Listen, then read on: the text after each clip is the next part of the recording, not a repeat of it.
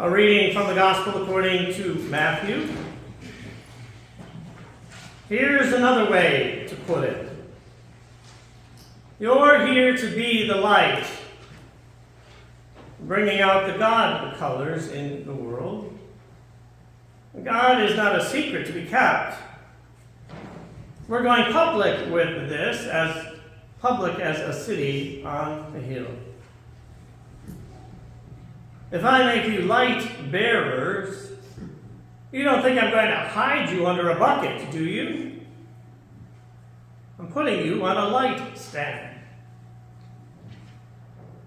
Now that I've put you there on a hilltop, on a light stand, shine. Keep open house. Be generous with your lives. By opening up to others, you'll prompt people to open up with God. This generous parent in heaven. About 6 years ago, I had been invited to march in the New York City Pride Parade by a friend from Broadway United Church of Christ.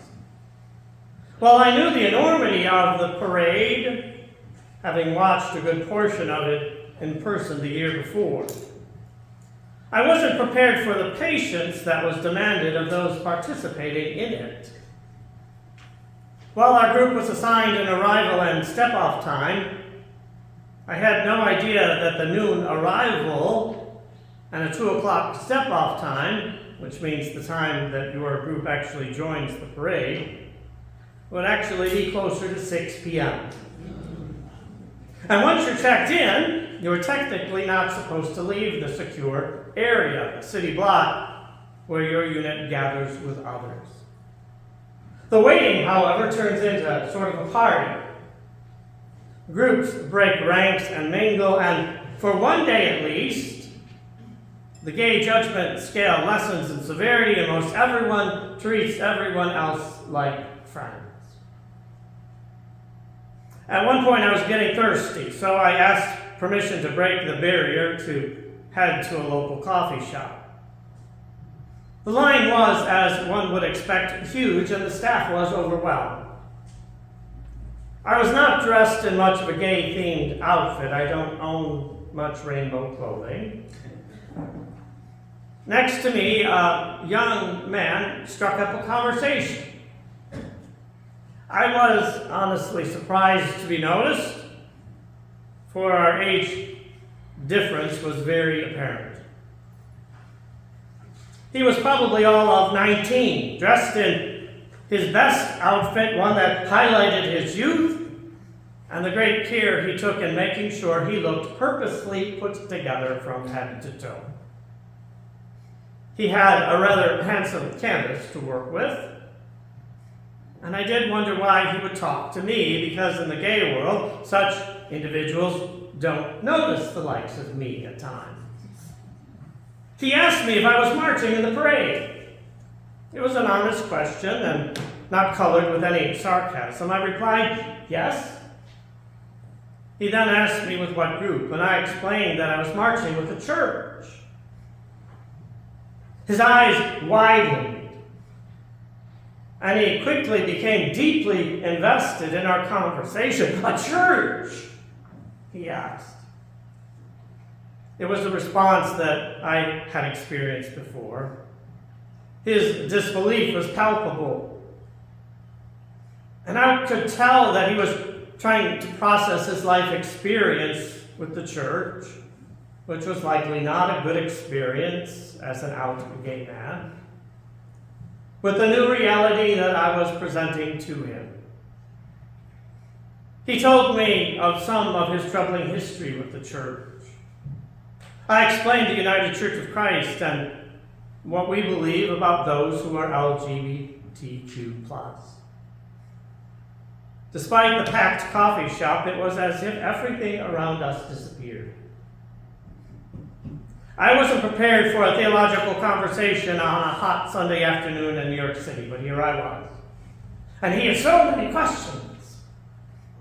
I urged him to find a UCC church near him and to inquire if they are open and affirming. Open and affirming in the United Church of Christ means that a local congregation has had intentional study and conversation about what it means to be welcoming to the gay community, and eventually votes to affirm their study with an intentional statement and a plan of practice. It was a God moment for me. Chances are that I would never have had a conversation with someone so young. And so, how shall I say it while being kind to myself, out of my league physically. But here I was. The line had barely moved in all of this. And I would be lying if I didn't admit that I enjoyed his attention, if only to be able to try to win one back for the church. When it was getting close to my turn to order, he asked me what I did for a living. Strange question, I thought, but society teaches us to define people by what they do rather than who they are. And it was then that I told him, "Oh, I'm a pastor with the United Church of Christ on Long Island." The look of shock on his face was immeasurable. Most of his life experience was being exploded right before me.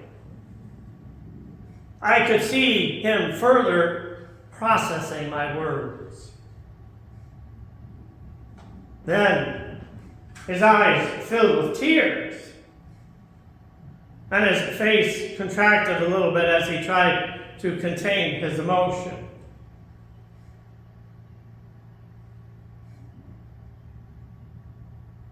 And then he asked me if he could hug me.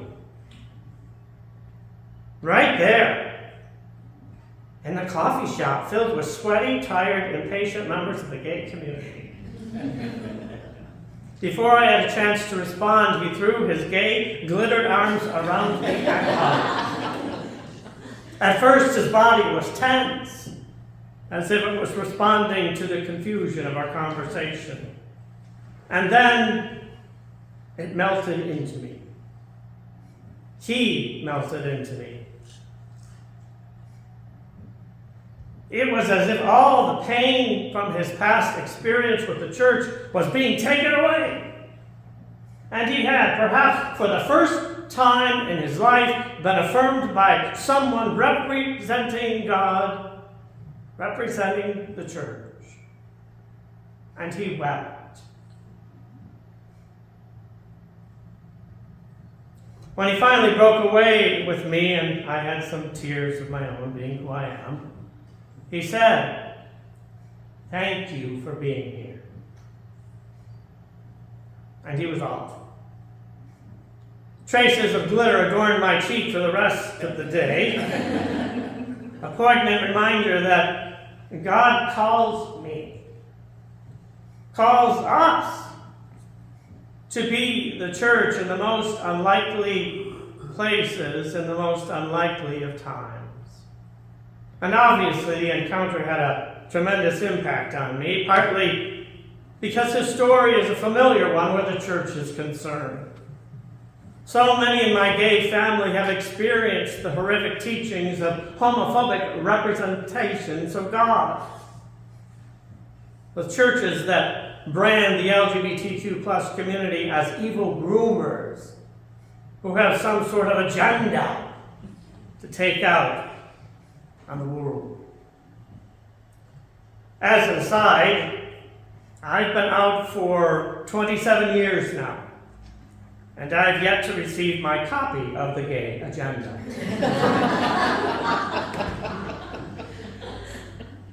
What happened at the coffee shop at the New York City Pride Parade, and a sea of hundreds of thousands of gay family members, a 19-year-old man was seen as created in the image of God for what I believe was the very first time in his life.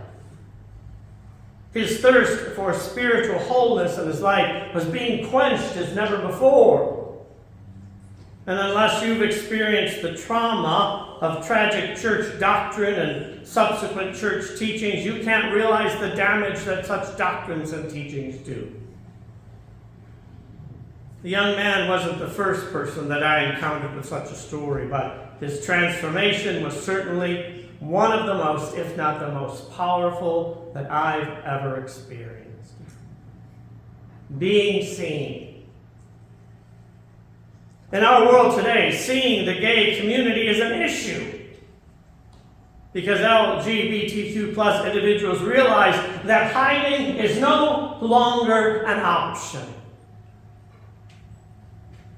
I realize that the tough work of legislating freedom, for that is what it takes, is needed now, probably more than ever, to counter the offensive voices of ignorance and impotence that monetizes social media, that makes evil often seem bigger than it is, that feasts on rainbows and colorful clothing at the nearest Target, that makes merchandising into a political issue, all the while demonizing the right to be free,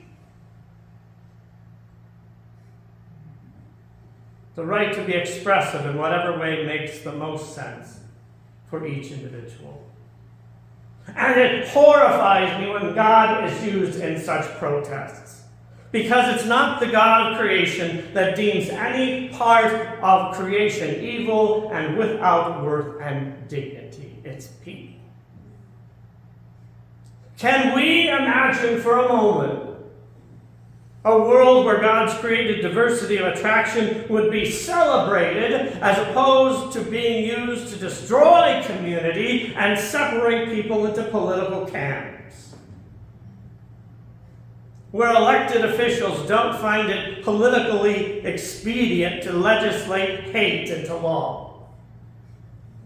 Where drag queens who are practicing their artistic freedom are not picketed and threatened with physical harm by ignorant men in masks claiming to be proud boys.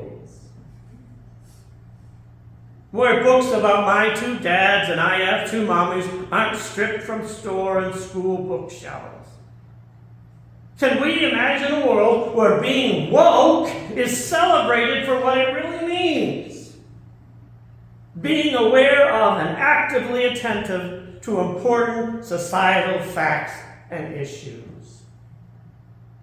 And not used as a political wedge that further divides people and seeks to fuel degenerative political aspirations.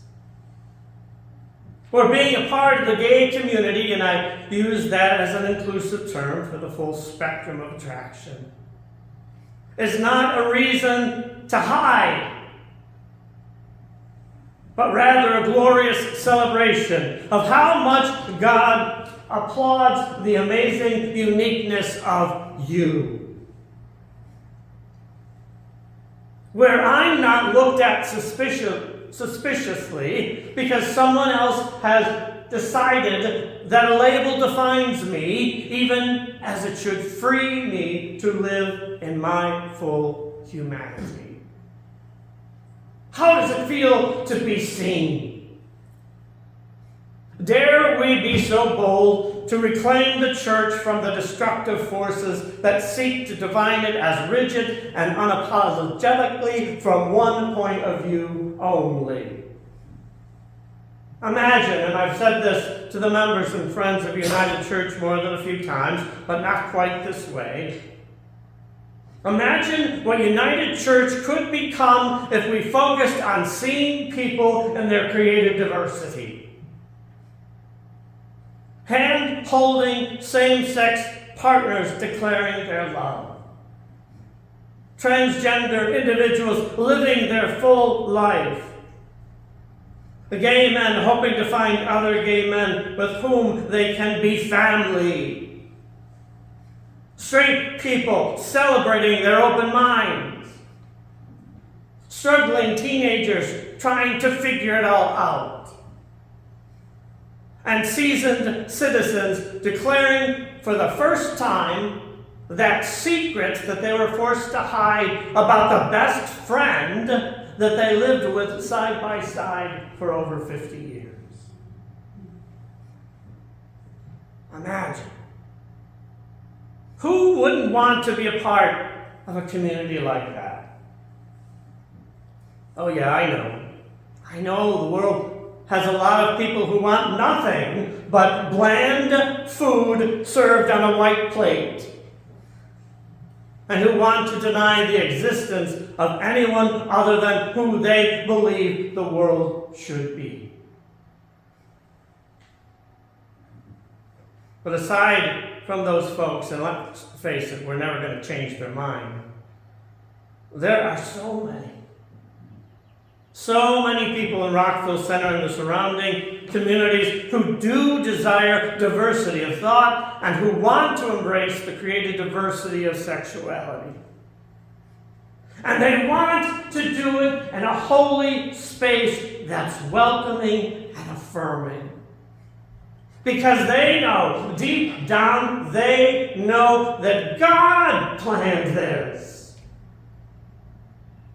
And sadly, humankind continues to seek to dismantle it. Being seen. It is what God desires. If you believe that no one sees you, I want to assure you this morning that I do. That God does. I want you to feel the embrace. I want you to be reminded that you are loved. I want you to be reassured because God created you to be who you've become and who you're becoming. And I am not, of course, just speaking to those who might identify as LGBTQ+. I am speaking to you. Can you hear me this morning and accept my words into your whole being? You are as God created you to be. Thanks be to the Holy One. I believe God this morning is smiling. I believe that God this morning is delighting in you. I believe that God stands ready to embrace you and love you and give you that courage and that respect and that dignity that you deserve. I've spent 27 years of my life working for this moment. Because our time is now. Our time is now. Thanks be to God. Amen.